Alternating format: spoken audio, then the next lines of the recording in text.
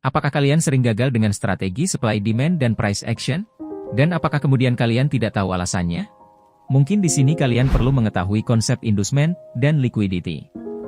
Liquidity dan inducement adalah salah satu konsep penting dari smart money yang harus kalian pahami sebelum menempatkan transaksi pada market.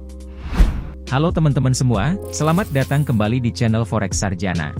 Pada video kali ini kita akan membongkar rahasia jebakan inducement dan liquidity, serta saya akan membagikan cara agar kita bisa meminimalisir entry pada area inducement dan liquidity yang sering menipu mata kita. Namun sebelum itu, klik like, subscribe, serta nyalakan loncengnya sebagai bukti dukungan kalian untuk channel ini. Dan tanpa basa-basi lagi, mari kita mulai materi ini. Jadi, pada kacamata SMC Trader, inducement dan liquidity diartikan sebagai bujukan untuk entry dan stop loss retail trader. Namun pada video ini, kita akan membahas liquidity dan inducement dalam kacamata hukum ekonomi perdagangan. Dan sebelum itu, di sini kita akan membahas definisi dari inducement. Inducement dalam bahasa Indonesia artinya bujukan. Artinya area supply demand yang ditembus oleh harga atau area SND palsu, dan seringkali retail trader supply demand seperti kita, terbujuk untuk entry pada area-area seperti ini, sehingga transaksi kita terkena stop loss. Lalu seperti apa inducement? Dan di mana kita bisa menemukan inducement? Seringkali inducement terbentuk pada suatu titik atau area spesifik seperti order block, level support and resistance, swing high dan swing low, dan trend line. Jadi pertama, mari kita mulai dari order block. Seperti yang kita tahu, order block adalah salah satu jejak supply demand, di mana saat harga menyentuh area ini, harga akan berpotensi berbalik arah dan memantul dari area order block. Pada kandel order block, akan terdapat banyak trader yang meletakkan order buy atau sell. Jadi order block bisa menjadi level inducement, di mana memicu trader untuk masuk market dan meletakkan order buy atau sell mereka pada market. Seperti yang bisa kalian lihat di sini, harga break di atas struktur market terbaru, dan menciptakan bullish order block ini, di mana trader akan tertarik untuk mencari peluang buy, dan meletakkan order buy mereka. Dan dengan jelas, harga sama sekali tidak bereaksi pada bullish order block ini. Jadi, order block ini tidak valid, dan kita baru saja masuk pada area yang kurang tepat. Jadi ini yang kita sebut inducement atau area bujukan. Sekali lagi, di bawah sedikit kita bisa melihat order block lainnya.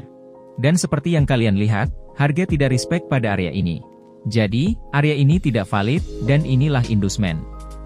Sebelum kita lanjut, seperti materi lainnya, pastikan kalian tidak skip video ini hingga akhir, karena saya akan membagikan cara menentukan order block yang valid dan memiliki high probability, dan area yang mana adalah inducement, yang sebaiknya kita hindari. Dan zona inducement yang sering terbentuk selanjutnya adalah level support and resistance. Seperti yang kalian ketahui, banyak trader yang menganggap bahwa support resistance sebagai level di mana harga akan berubah arah dan akan merespek level ini. Setiap kali harga kembali ke area SNR, banyak trader yang terbujuk atau terinducement untuk masuk pada area ini. Sebagai contoh, kita memiliki zona mayor support pada area ini, di mana harga terjadi reject beberapa kali. Jadi, pada teori SMC, setiap kali harga kembali ke area ini, akan banyak trader yang terbujuk untuk masuk ke market, dan berharap harga akan kembali naik ke atas. Mereka meletakkan order buy pada area ini dan akhirnya terkena inducement pada market.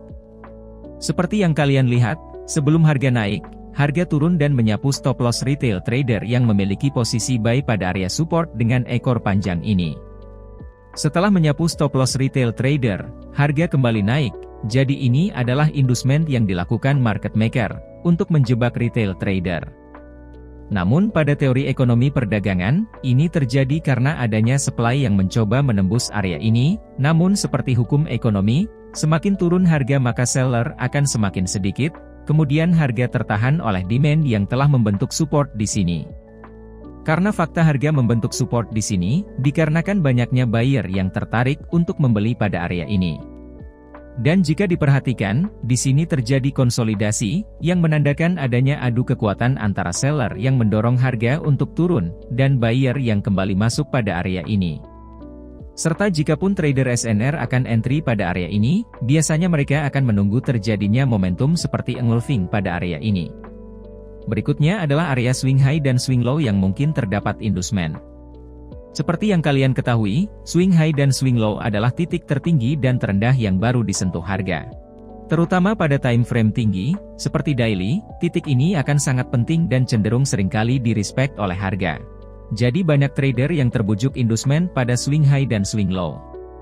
Sebagai contoh, di sini adalah NZD USD TF Daily, dan kita memiliki swing high ini sebagai titik tertinggi yang baru dicapai harga. Dan kita bisa melihat titik ini sebagai swing low. Dari kacamata teori SMC, akan banyak trader yang meletakkan order mereka pada swing high dan swing low, dengan harapan harga akan respect pada area ini, dan berubah arah saat harga mencapai area ini.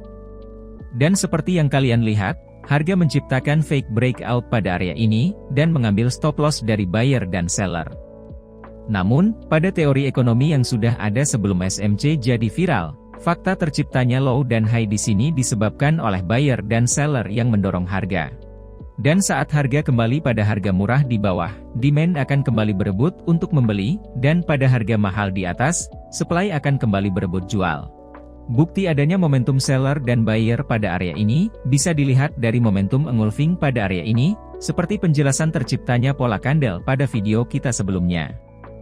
Dan ingat, di sini kita akan melihat inducement dan liquidity dari dua sisi, yaitu dari sisi SMC dan hukum supply demand, maka jangan skip-skip video ini agar tidak salah paham. Zona inducement kita keempat adalah trendline. Trendline adalah suatu garis yang ditarik dari beberapa pivot point low atau high, dan menandakan arah dari harga. Trendline juga merepresentasikan area support resistance pada time frame manapun. Banyak trader yang terbujuk atau terinducement untuk entry saat harga menembus trendline atau saat harga menyentuh trendline. Sebagai contoh, di sini kita bisa melihat trendline, di mana harga menentuh dua kali. Pada teori SMC, maka akan banyak retail trader akan meletakkan entry mereka pada sentuhan ketiga. Atau saat harga menembus trendline, trader akan mencari entry posisi buy, karena mereka pikir ini adalah saat yang tepat untuk meletakkan order buy.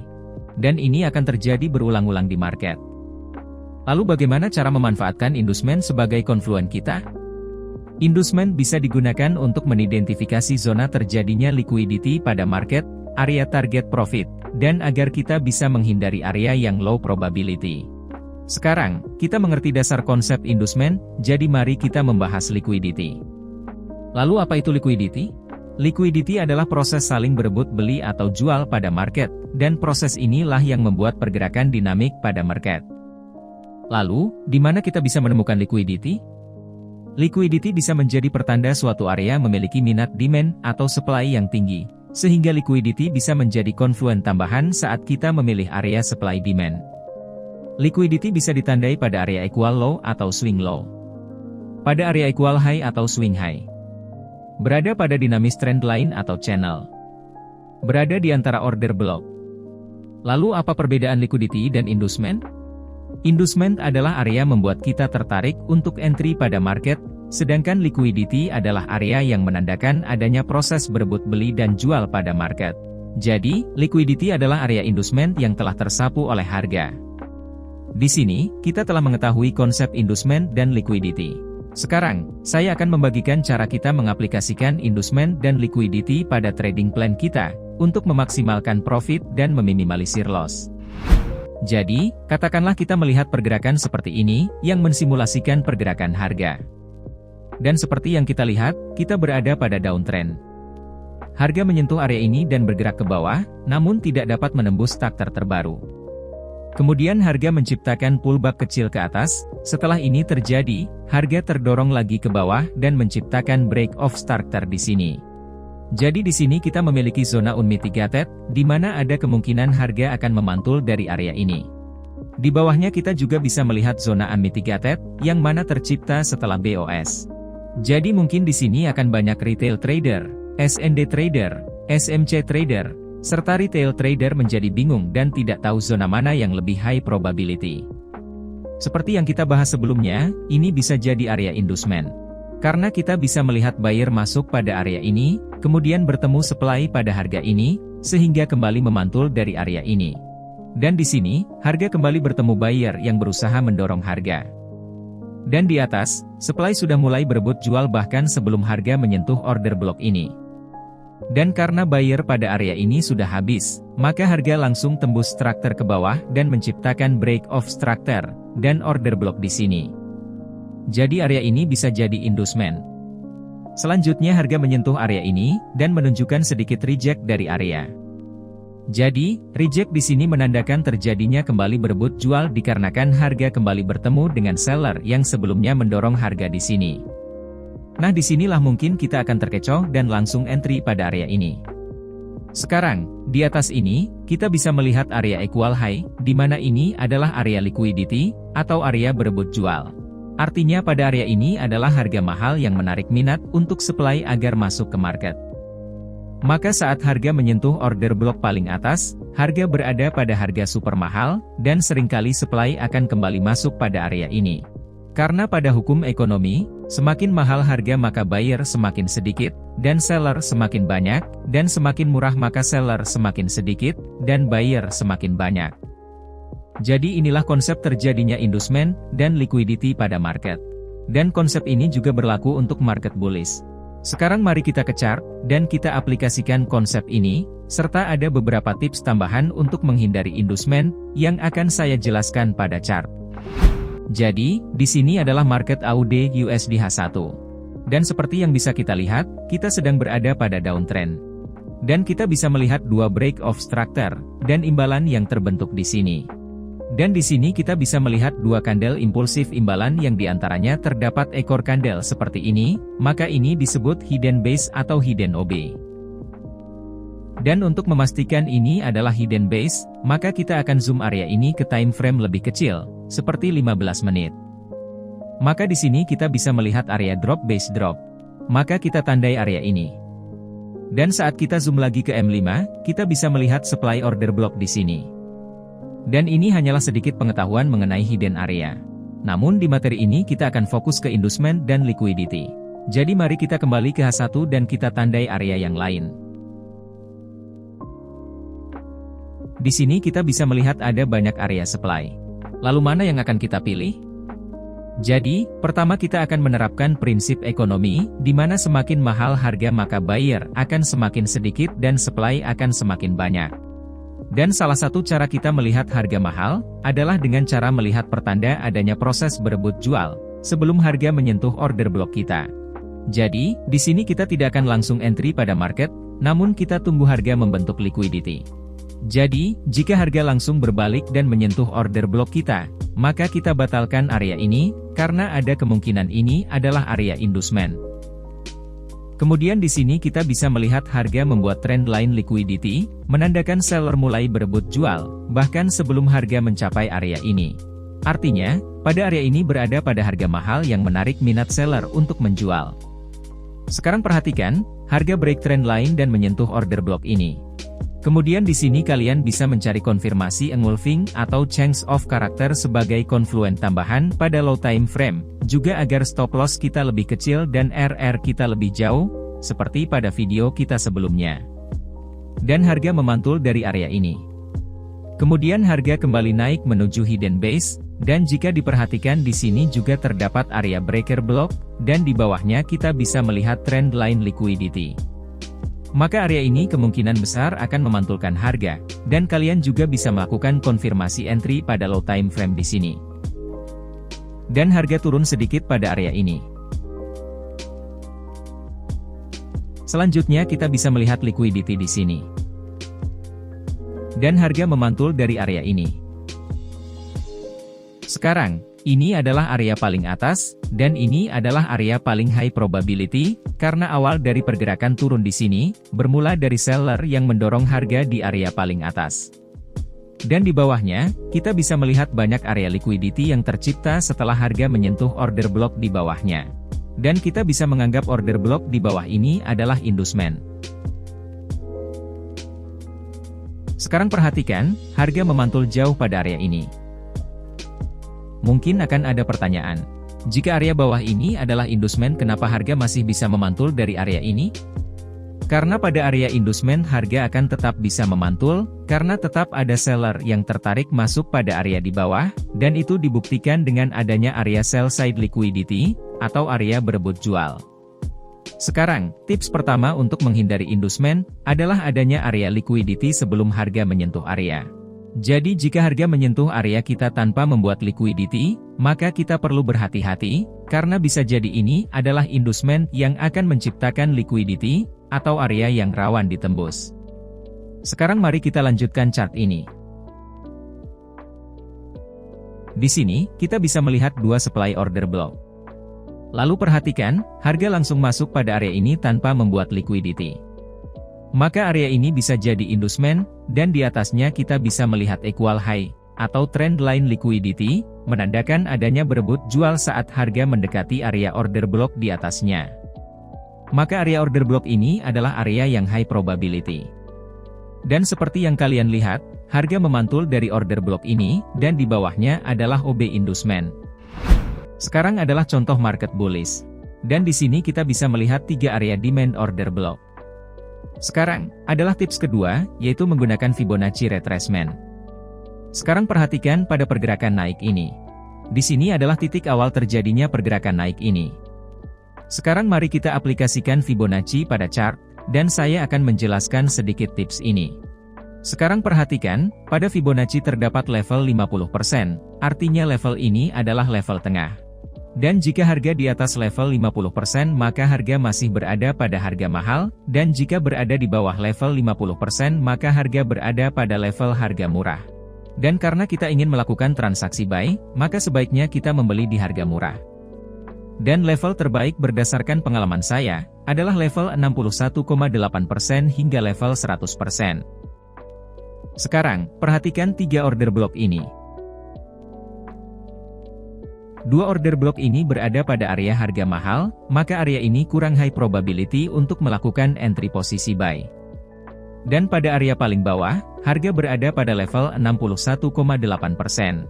Artinya order block nomor 3 adalah area OB harga murah, dan ini adalah area OB kita. Sementara 2 OB di atasnya akan kita tandai sebagai area inducement. Sekarang perhatikan, harga masuk ke area pertama, tanpa membuat liquidity. Di sini, kita bisa mengartikan ini adalah area inducement. Kemudian harga turun ke area nomor 2 tanpa membuat liquidity, maka area ini low probability, dan ada kemungkinan ini adalah area inducement. Sekarang perhatikan, harga memantul sedikit dari area ini, kemudian kembali turun menuju OB nomor 3. Sebelum itu terjadi, perhatikan di sini, harga membuat liquidity pada area ini. Jadi pada area ketiga, kita memiliki konfluen dari inducement yang membentuk liquidity, dan harga berada pada harga murah Fibonacci. Dan ini ada sedikit tips lagi. Di sini, kita akan coba zoom out ke H4. Dan perhatikan, selain 2 konfluen yang baru saja kita sebutkan, pada area ini juga adalah area order block pada time frame H4. Jadi kita punya banyak konfluen yang ada pada area ketiga. Dan saat harga kembali ke area ini, kalian bisa melakukan konfirmasi entry pada low time frame, agar mendapatkan RR yang lebih baik. Sekarang perhatikan, harga memantul dari area ini. Jadi mari kita rekap, cara kita meminimalisir area inducement. Pertama, hanya entry pada area yang memiliki liquidity. Kedua, pilih area yang berada pada harga Fibonacci. Ketiga, lakukan konfirmasi entry seperti change of character pada low time frame, seperti pada materi kita sebelumnya. Namun pada teori SMC, inducement dan liquidity dilakukan oleh market maker, untuk menjebak retail trader agar mereka mendapatkan profit dari stop loss retail trader yang tersapu, dan stop loss ini digunakan sebagai bahan bakar penggerak market. Namun saya kurang sepakat pada teori seperti ini. Karena faktanya, modal dari retail trader hanyalah 6% dari pasar modal. Dan itu sudah termasuk retail trader sukses seperti George Soros, Paul Tudor Jones, Sam Saiden, dan trader profesional lain. Lalu, apakah benar support resistance, breakout, dan trendline adalah strategi yang hanya menjadi bahan bakar stop loss dari market? Faktanya strategi SNR, breakout dan trendline, sudah ada sejak sebelum kita mengenal SMC, dan banyak trader profesional yang tetap profit menggunakan strategi selain SMC. Dan apakah benar market maker menipu kita, dan stop loss retail trader adalah bahan bakar penggerak market? Faktanya market akan terus bergerak, tanpa adanya stop loss yang kita pasang pada broker atau aplikasi MetaTrader, Apalagi kita mengingat betapa kecilnya uang retail trader, sehingga dampaknya tidak signifikan pada pergerakan market. Sekarang, mari kita perhatikan chart USD IDR pada tahun 1998, tepat saat terjadi gejolak krisis moneter di negara kita. Di sini, apakah ada teman-teman yang meletakkan stop loss sell di sepanjang kenaikan ini? Sehingga market maker mengambil stop loss kita pada pergerakan naik ini, dan menyebabkan kenaikan hebat ini. Karena jika pada teori SMC, seharusnya penggerak naik ini adalah stop loss sell dari retail trader yang tersapu, dan menjadi bahan bakar market untuk naik. Pada periode ini, negara kita terjadi porak-poranda sehingga semua lini ekonomi berantakan, dan para investor asing terpaksa menarik modalnya, serta ekonomi dalam negeri yang kacau, sehingga membuat suku bunga menjadi berantakan, membuat saham Indonesia kurang diminati, dan mengakibatkan nilai rupiah drop hingga sekitar 16.800 per 1 dolar, yang awalnya pada 1997 masih berada pada angka 2.300-an. Dan ini sama sekali bukan digerakkan oleh stop loss dari retail trader. Dan jika kalian ingin mengetahui siapa penggerak utama market, kalian bisa menonton materi kita sebelumnya. Di materi ini kita bahas lengkap, dan link videonya saya letakkan pada kolom deskripsi di bawah. Jadi, daripada kita berburuk sangka pada market maker, serta pada broker yang kita gunakan, lebih baik kita selalu mengkoreksi diri agar lebih konsisten dan mengelola resiko kita dengan baik, sehingga kita bisa menjadi trader yang lebih baik, dan bukannya selalu menyalahkan market maker. Dan jika hari ini kalian punya strategi dengan win rate 50% pada RR1 banding 1,5, atau win rate 43% pada 1 banding 2, 35% pada 1 banding 3, atau bahkan win rate hanya 15% pada 1 banding 10, maka kalian tetap bisa profit di market. Jadi saya rasa itu dulu untuk video kali ini, dan jika ada salah kata saya mohon maaf, serta saya harap kalian mendapatkan sesuatu dari materi ini. Dan jangan lupa klik like, subscribe, serta nyalakan loncengnya, sebagai tanda dukungan kalian, dan sebagai gantinya akan selalu ada materi terbaru dari channel ini. Terima kasih telah menonton hingga akhir, dan sampai jumpa pada video selanjutnya.